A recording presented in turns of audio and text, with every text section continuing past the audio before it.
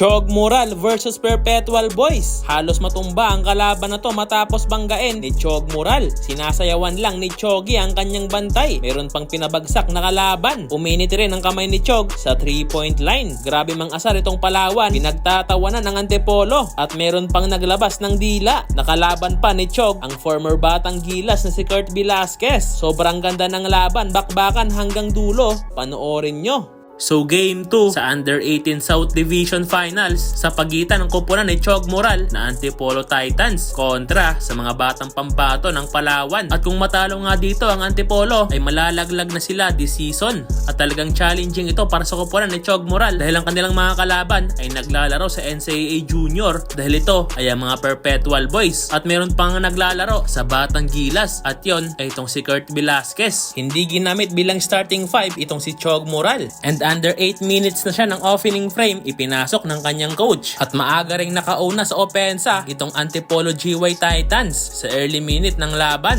Pero etong si Kurt Velasquez tumatrabaho sa ilalim and one basket. Talagang lamang na lamang sa chemistry itong Palawan dahil magkakakampi na sila sa Perpetual. Anyari dito sa Antipolo Titans, hindi binibigyan ng bola si Chog Moral. Kaya ang consequences, nakalamang na ang Palawan. Napaka-sharp shooter naman nitong si Rosales ng Palawan. Parang hinagis lang ang bola pero pasok naman yan. Samantalang itong si Chog Moral ay dino-double team na ng Palawan. Meron pang tinamaan ng siko sa muka si Chog, bagsak ang kalaban. Samantala hirap na hirap talagang pigilan ng Antipolo ang nag-iinit na opensa ng Palawan. Pero nakakabawi rin naman kagad itong mga kakampi ni Chog Moral. Under 2 minutes naman ay sa wakas nakuha na ni Chog Moral ang kanyang first basket sa laban na to.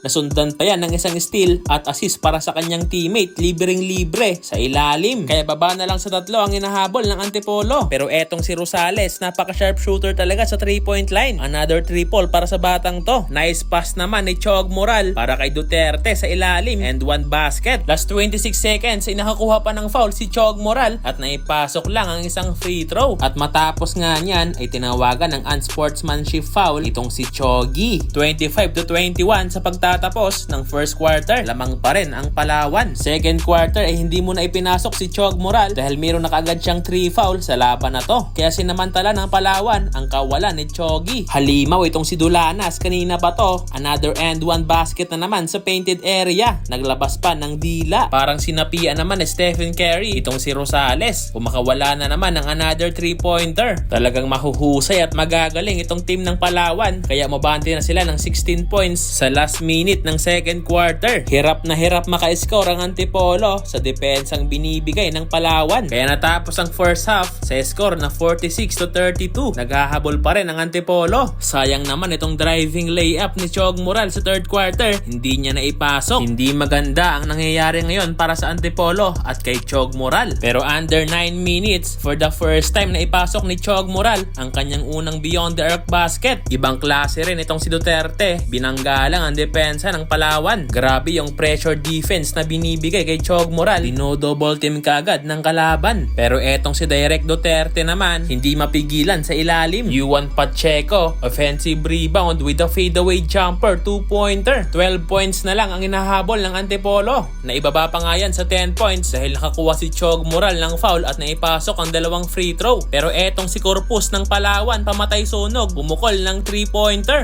Chog Moral babawi, 3-pointer, hindi nga lang pumasok. Tinamaan ng kamalasan si Chog Moral sa laban na to. Last 20 seconds ay nakagawa pa si Chog Moral ng isang napakagandang pasa para sa kanilang big man. Easy 2 points. Nasundan pa yan ng isang turnover ng Palawan at nag-convert yan sa driving layup ni Seria. Kaya natapos ang third quarter, na 7 na lang ang hinahabol ng Antipolo, 66-59. Ang problema, mainit pa rin sa tres itong Palawan sa fourth quarter. Under 9 minutes naman nang pumakitang gila si Chog Moral. Yung mga tamang desisyon Moral short stab.